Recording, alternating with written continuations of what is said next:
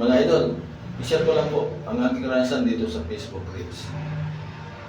Ang pinakamatinding naranasan kong pagsubok at problema, nagkaroon ako ng violation, unoriginal content. Hindi ko alam kung saan ko nakuha yun. Nahirapan ako dahil more or less 8 months bago bumalik sa dati. Dinura ko lahat na posibleng pinanggalingan ng violation. Yung video galing sa TikTok. At yung nanood ako ng TV. At yung nakinig ako ng music sa radio. Tagal ako na monetize sa Stars. Nang na-monetize naman ako sa Stars, ang problema, nung pag-set up ko ng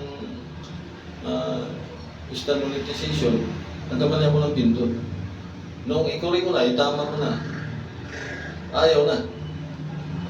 Talagang matinding pagsubok ito. Kailangan ipanalo ko itong laban na ito. Tuloy lang, nahanapin yung mga solusyon. Maraming salamat mga idol.